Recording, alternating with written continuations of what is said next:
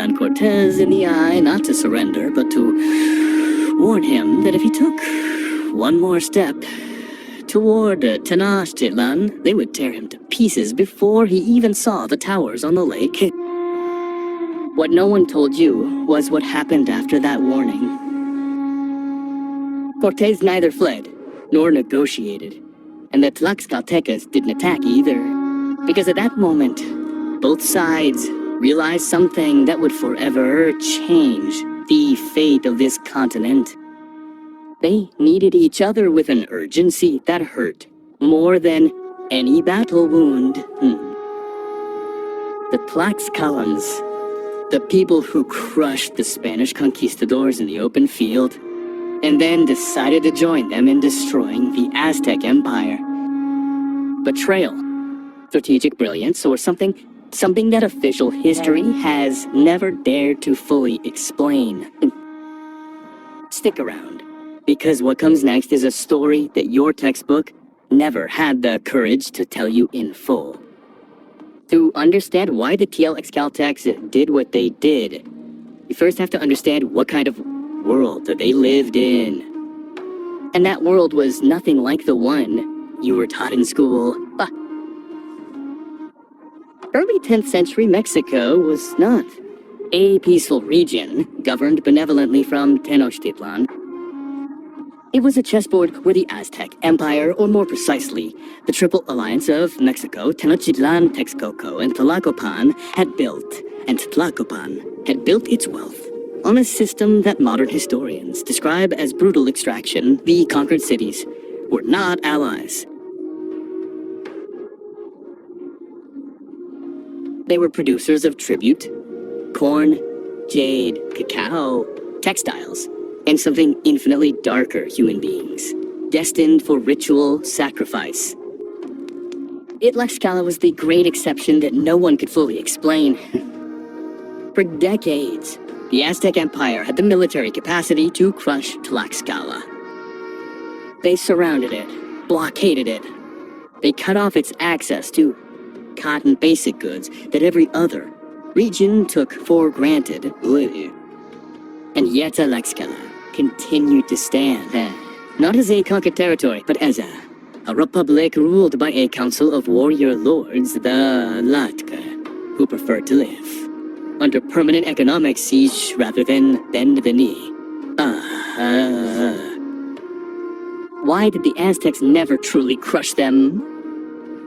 Here comes the rarely mentioned fact that, when you understand it, changes the whole story. Paramount changes. The so-called Flower Wars were not wars to gain territory, they were wars to capture live captives. The Aztecs needed prisoners for sacrifice. Tlaxcala was, in brutally practical terms, their most convenient human quarry. If they destroyed it, they lost their supply. They had them alive, nearby, with enough resistance to keep the war going, to keep producing captives, but not enough strength to pose a real threat to Tenochtitlan, Namatitlan. It was a perfect trap, and the Tlaxcalans knew it. Think of it this way. Consider your colony, town, or neighborhood couldn't buy salt for 70 years. That every time you send a merchant to the nearest market, he is intercepted and does not return. That your children grow up knowing that war is not something that could happen, but something that will happen again, next year, and the year after. That was Tlaxcala before Cortes showed up. The hatred they had for the Aztecs was not abstract or political. It was personal, generational, sewn into the collective memory of each family. But there is something else that almost no documentary mentions. The Tlaxcalteca identity was not constructed upon defeat or upon fear. It was built on the pride of not having surrendered. The fact of still standing after decades of blockade had become the very core of who they were. Their warriors did not fight on the orders of an emperor they would never see. They fought for something much more immediate and visceral. The memory of their dead, the honor of their families, and the certainty that if they fell, there would be no one left to remember them. That is what Cortes encountered when he reached the borders of Tlaxcala in the summer of 1519, and not a small, frightened tribe seeking protection. He encountered a people who had spent generations honing their rage and who had not yet found the right moment to use it fully. Hernán Cortés landed on the Gulf Coast in April 1519 with just over 500 soldiers, 16 horses, and a few artillery pieces. In military terms, he was a ridiculous force. The Aztec Empire ruled over millions of people. Tenochtitlan, the capital, was at that time one of the largest cities in the world, with a population that some modern estimates put at between 200,000 and 300,000 compared to a population of barely 50,000 in London, Anidiamdian. Cortés was not a military genius who conquered an empire with half 1,000 men. That is the myth. The reality is that Cortés was, above all, an extraordinary old Balilamor the Cold politician who knew what others would have taken years to understand: that the Aztec Empire was not a solid block. It was a structure full of cracks, and he needed to find the biggest crack. He found it in Tlaxcala. But before the alliance came, something that history usually tells very quickly because it makes the Spanish look bad. Dandy. The Battle of Tizon-Pantepec. In September 1519, the Tlaxcaltecas did not receive Cortés with flowers. Alele. They received him with 20,000 warriors, who almost destroyed the entire expedition. And this is where things get complicated in an unimaginable way.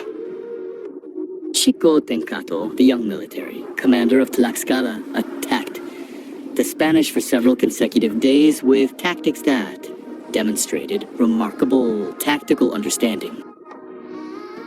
He attempted night flanks, coordinated attacks from multiple fronts, and used the terrain to neutralize the Spanish cavalry, which was devastating in open terrain, but in narrow passes, it lost much of its advantage. Horses were Cortés' most powerful psychological weapon, and Chicotencatl devised ways to reduce that feat. Won, yes, but with losses, with wounded soldiers who took weeks to recover, with dead horses that no one could replace. And Cortés, with his characteristic coldness, understood that if he continued fighting against Tlaxcala in that way, he would never reach Tenochtitlan. What few people know is that during those days of battle, something was happening within the Tlaxcalan Bandot itself that would be just as decisive as any armed clash. Esacuans. The spies that Chicotencatl, the younger, sent to the Spanish camp, returned with reports that contradicted everything the warriors had believed up until that moment. Horses were not gods who merged with their riders at night. They slept, ate, and defecated just like any other animal. Soldiers in armor bled when they were supposed to. Gunpowder was not divine fire, but a technology with clear limits, which took time to recharge and was rendered useless by humidity. The Tlaxcalans had spent days discovering that their enemy was defeatable, and yet the council decided to negotiate.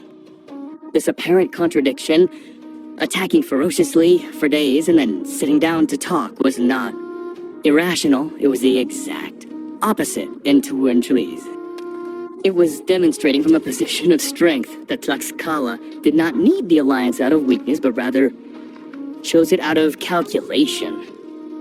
Cortés understood this and gave the council exactly what it needed to hear.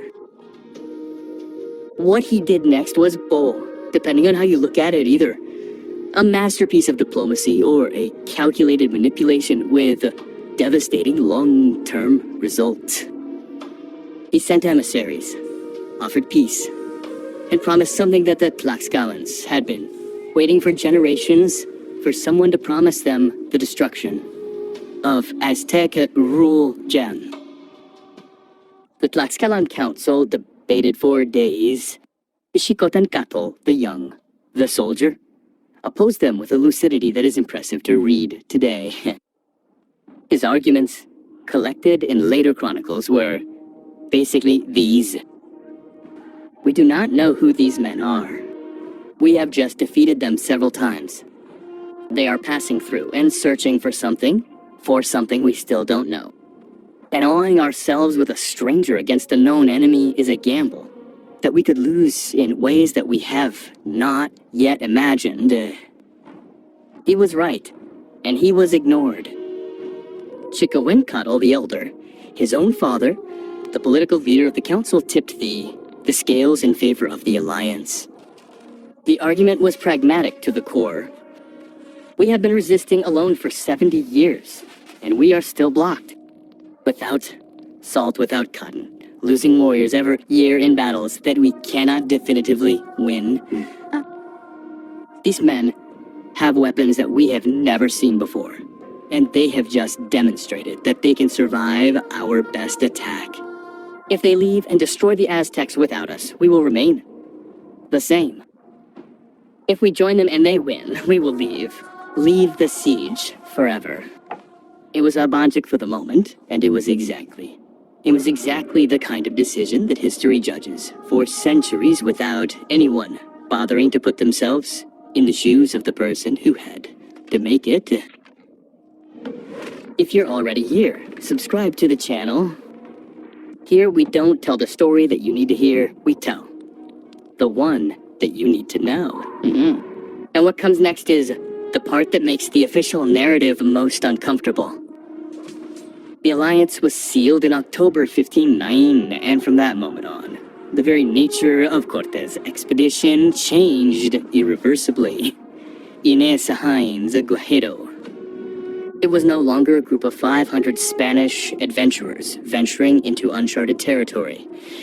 It was the core of a multi-ethnic military coalition, where the Tlaxcaltecas provided not just numbers, but knowledge of the terrain, intelligence networks, supply routes, and an understanding of the Aztec enemy that no European could have developed. The Tlaxcalan warriors knew the weaknesses of Tenochtitlan better than anyone, because they had spent decades studying it from the outside, forced by the blockade to understand precisely how the system that strangled them works.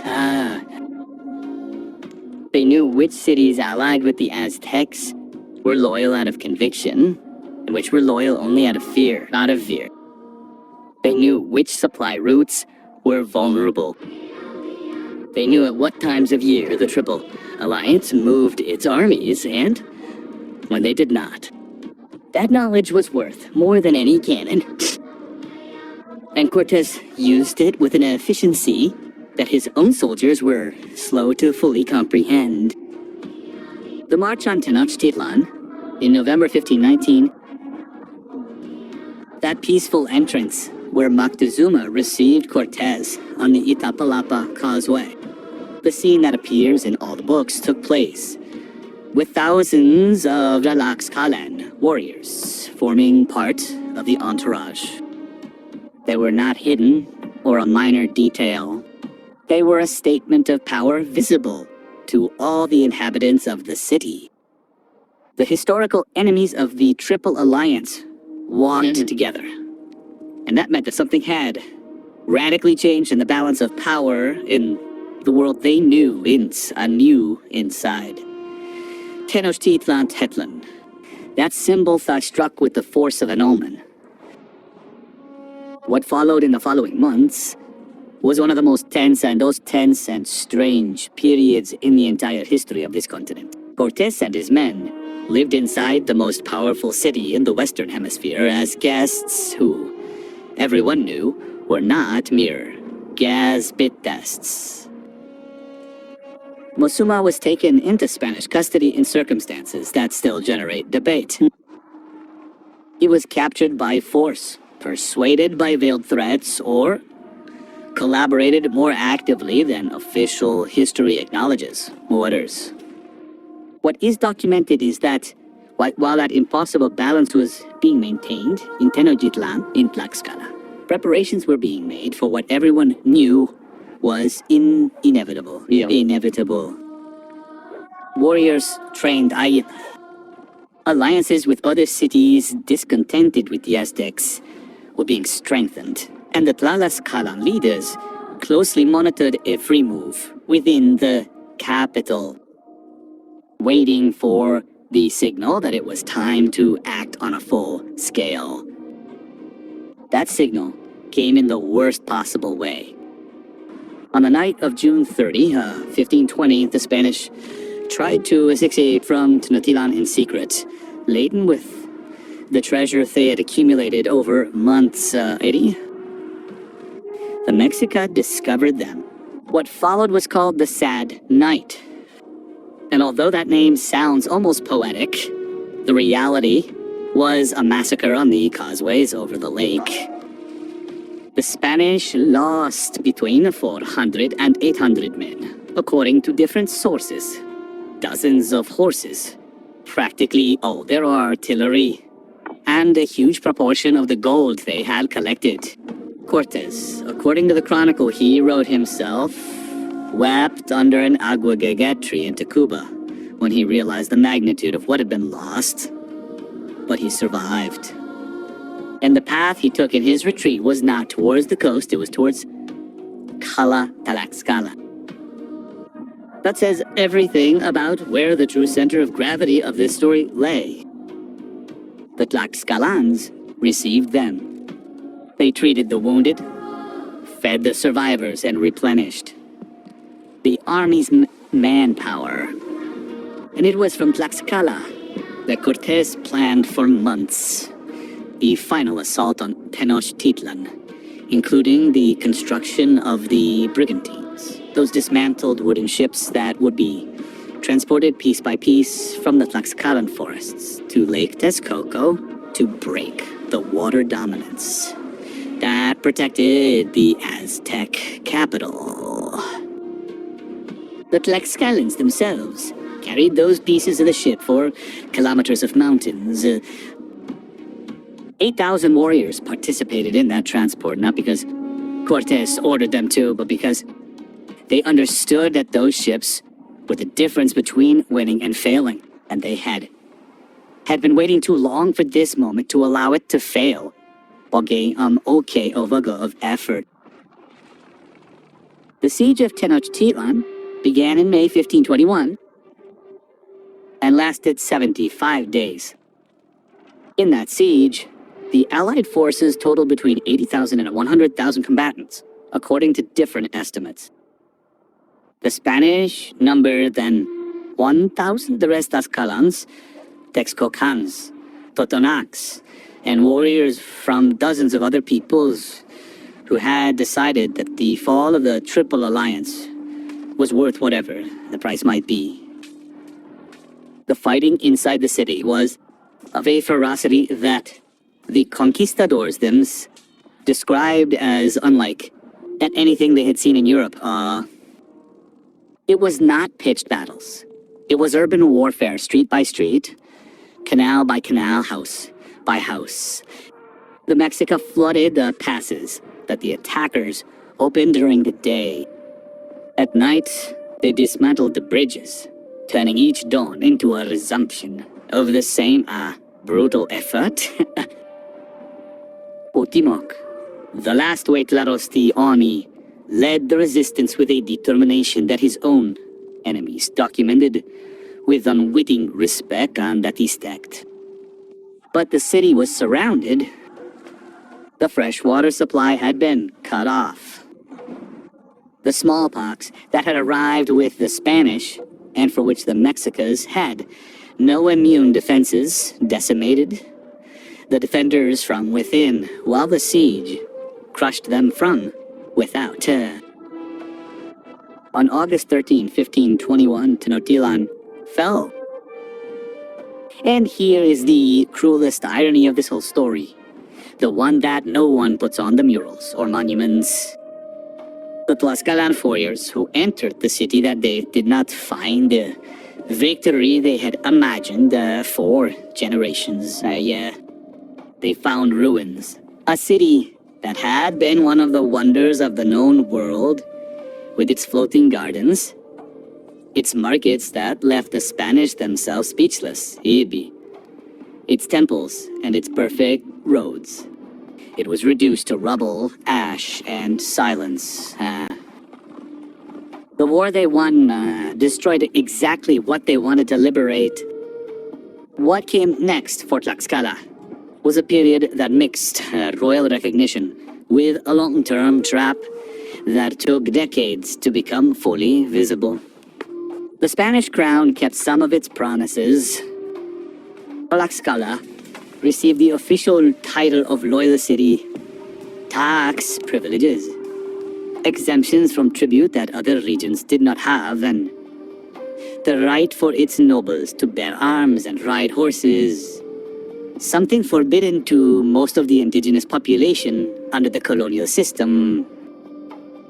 The Tlaxcalan warriors actively participated in the colonial expansion to the north, pushing the Spanish frontier into territories that are now Zacatecas, Nuevo León, Coahuila, and beyond.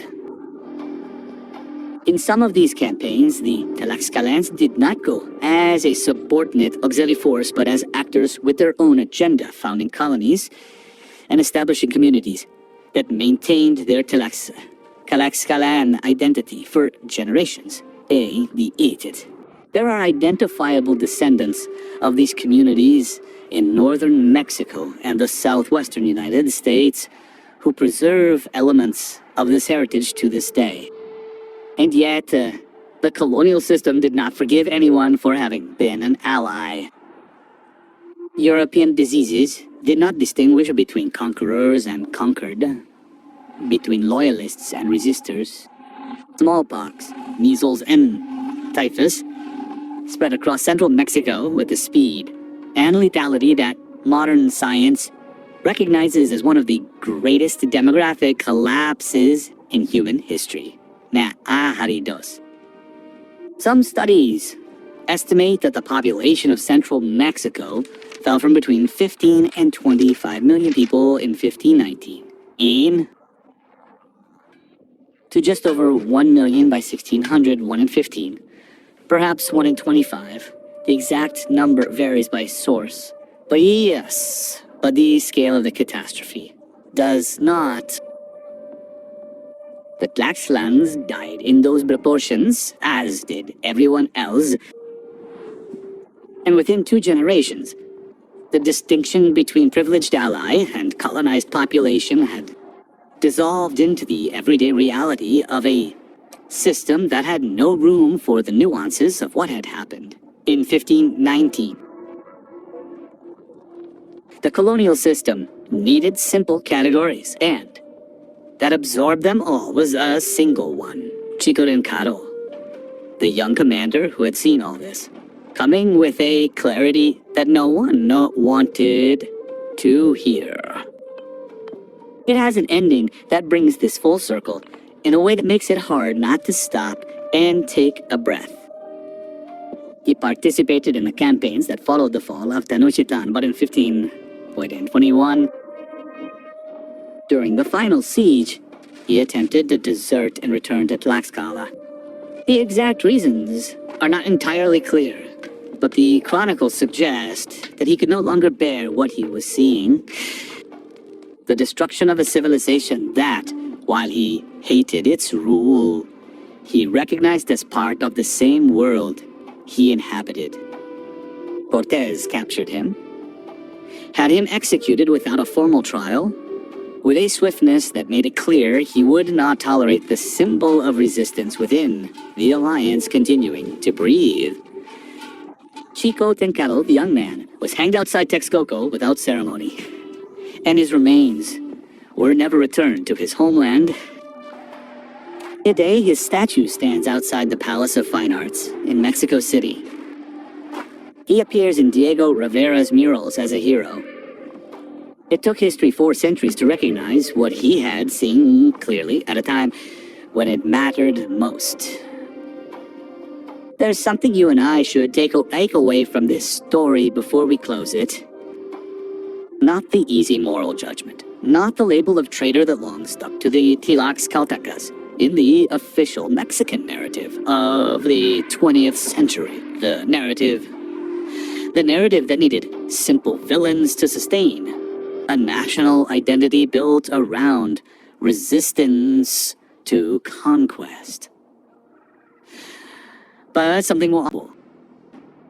The Tlaxcaltecas made the only decision available to them with the information they had at the time. They had spent 70 years proving they could resist alone, and that resistance had not produced freedom or prosperity. It had produced blockade, impoverishment, and annual losses of warriors in ritual battles designed to keep them exactly where they were. Alive but trapped. Strong but irrelevant to the rest of the world. When a new variable appeared, they seized it. And they did so from a position of strength, not desperation. That's what the betrayal narrative always misses. It went exactly as they expected. Not completely. But almost no decision made under extreme pressure goes exactly as planned. History is littered with peoples who made better choices and lost just the same, and peoples who made worse choices and survived for reasons beyond their control. What is certain is that without the Tlaxcaltecas, the conquest of Mexico would not have happened the way it did. Perhaps it would not have happened at all. 500 Spanish soldiers could not have brought down an empire of millions without internal help. The Tlaxcalteca alliance was not a detail of the conquest, it was its condition for its possibility. And that forces us to ask a question that official history has yet to fully answer. It was possible for the conquest to occur because the peoples subjected by the Aztecs actively chose to take part in it.